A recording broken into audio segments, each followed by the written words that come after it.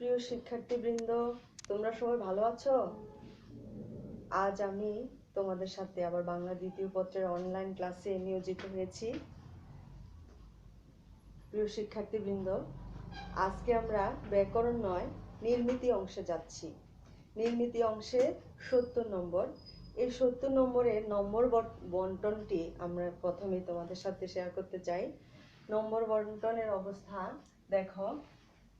আমাদের 70 নম্বরের প্রথমেই তোমরা পাবে পারিভাষিক শব্দ অথবা ইংরেজি থেকে বাংলা অনুবাদ।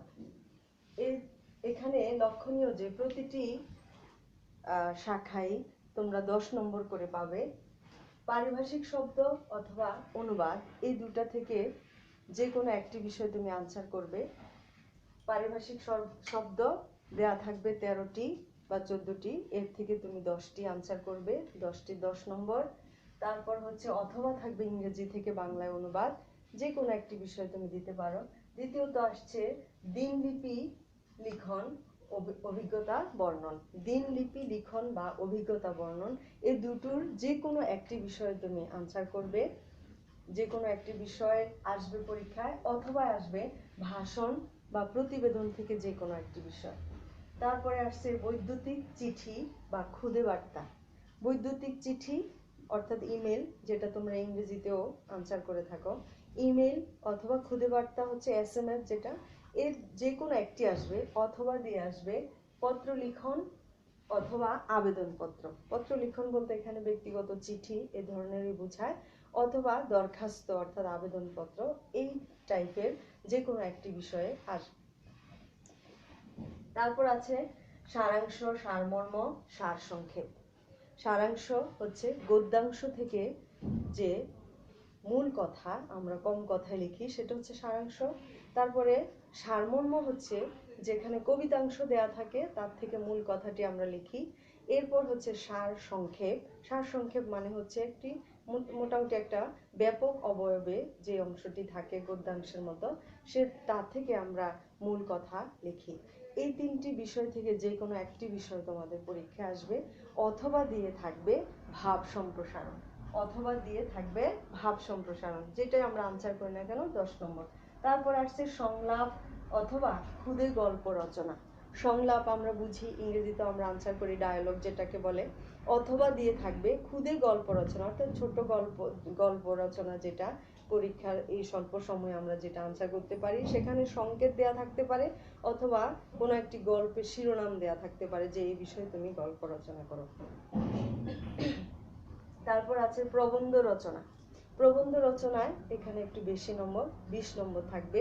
5টি প্রবন্ধ দেয়া থাকবে, তার থেকে যে কোনো একটি প্রবন্ধ তুমি আনসার করবে। অবশ্যই এখানে একটি ব্যাপকতার বিষয় আছে। এই হচ্ছে আমাদের নির্মিতির 70 নম্বরের যে সিলেবাস সেটা। প্রিয় শিক্ষার্থীবৃন্দ, আমি আবারও বলছি, প্রথমত আমাদেরকে পাঠের যে সিলেবাসটা সেটা সম্পর্কে ভালোভাবে উপলব্ধি করতে হবে, জ্ঞান লাভ করতে হবে, ক্লিয়ার একটা কনসেপ্ট অর্জন করতে হবে। এবারে আমি তোমাদের সাথে পারিভাষিক শব্দ বিষয়ে আজকে আমরা একটা পাঠ গ্রহণ করতে যাচ্ছি।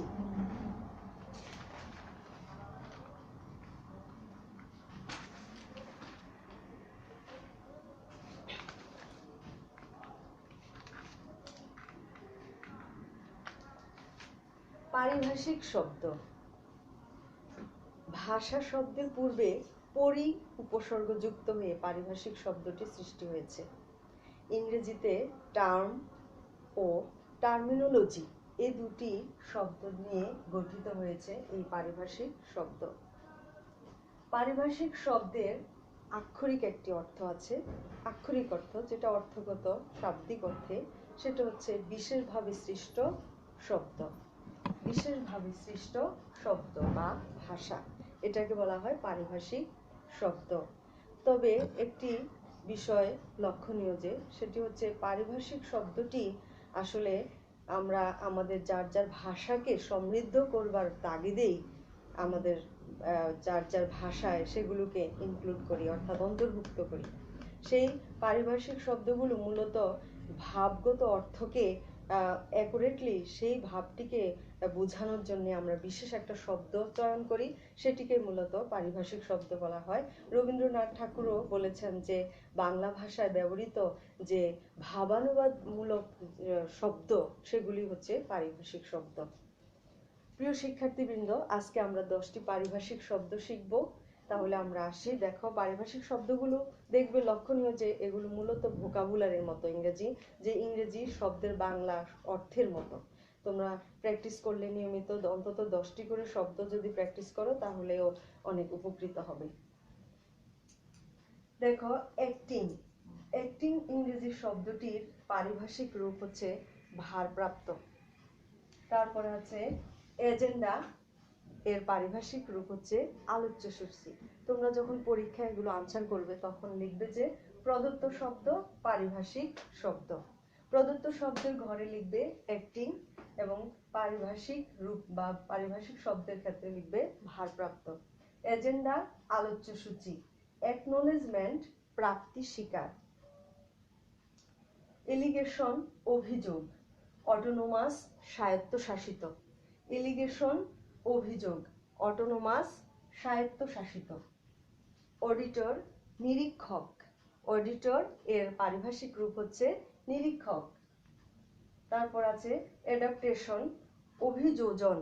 অ্যাডাপ্টেশন অর্থ হচ্ছে অভিযোজন। প্রত্যেকটি মানুষেরই এটা একটা বিশেষ গুণ যে অভিযোজন ক্ষমতা মানুষের যার যত বেশি থাকবে সে যে কোনো পরিবেশে নিজেকে খাপ খাইয়ে নিতে এবং নিজেকে গতিশীল রাখতে অনেক বেশি সক্ষম হবে। এটাকে বলা হয় অভিযোজন। একাডেমিক ইয়ার এর মানে হচ্ছে শিক্ষাবর্ষ। খুব সহজ, আমরা যে শব্দগুলো চয়ন করেছি। একাডেমিক ইয়ার হচ্ছে শিক্ষাবর্ষ। অ্যান্টি করাপশন, অ্যান্টি করাপশন হচ্ছে দুর্নীতি দমন। অ্যান্টি করাপশন হচ্ছে দুর্নীতি দমন। তারপর আছে এফিডেভিট অর্থাৎ হলফনামা বা শপথনামা বা শপথপত্র, এটাকে বলা হয়।